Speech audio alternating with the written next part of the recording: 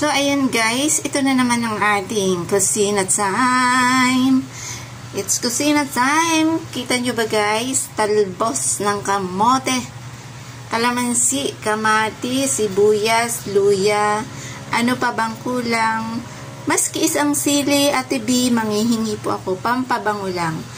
At ito ang ating lalagyan.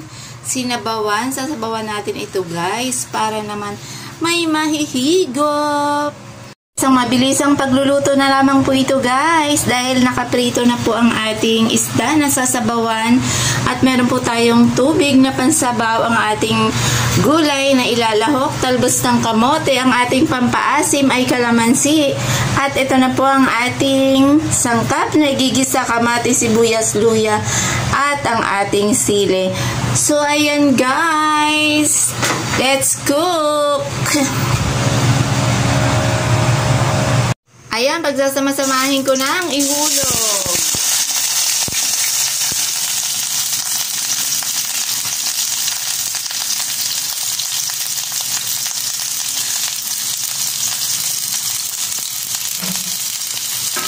Haluin.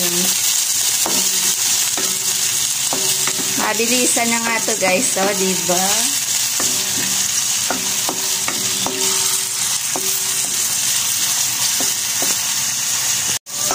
And the sun goes down and the rain will stay.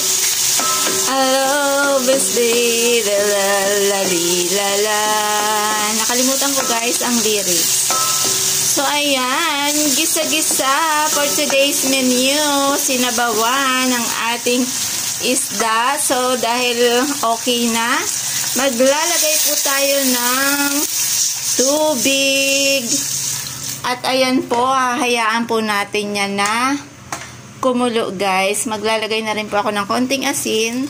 Konti lang para mas mabalanse natin ang lasa. Para mamaya ay titimplahan uli natin. Titikman natin kung okay na ba. Aantayin po natin itong kumulo guys. Kumukulo na guys, ilalagay na po natin ang ating pritong tilapia. So ayan.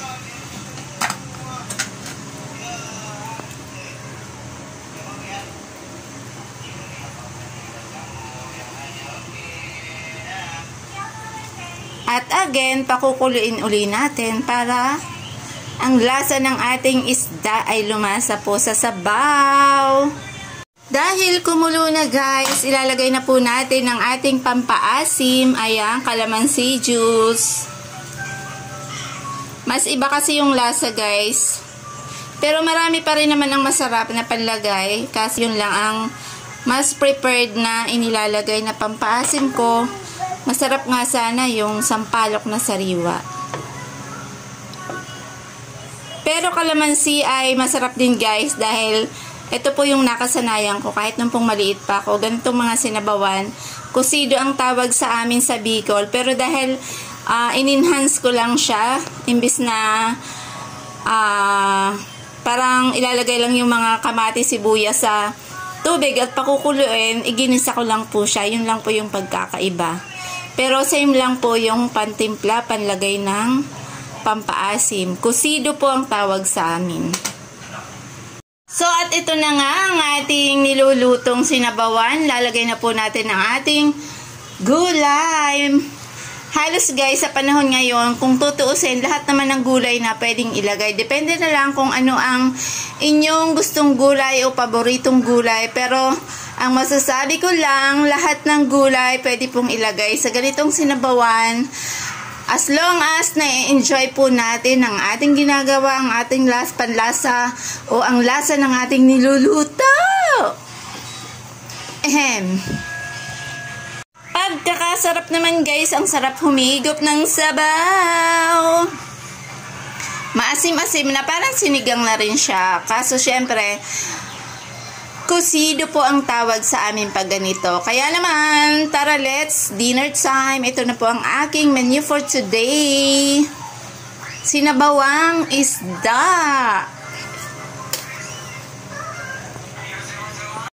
Nagdagdag lang po ako guys dito ng konting asin. At ayun, swabing-swabe na ang panlasa. Pwede sa inyo kung ano gusto nyong pandagdag sa pantimpla, pwede rin kayo magdagdag ng patis. Nasa inyo po yan. Kaya guys, tara na. Ano pang hinihintay nyo dyan? Tara na. Woohoo! Higop-higop. Kakaiba talaga, kakaiba. Pag ang ganitong sinabawan ang inyong lulutuin, guys, grabe. Pwede ito sa mga may hangover. Hangover? Pwede ba? Wala pong umiinom dito, kaya hindi po magkaka-hangover.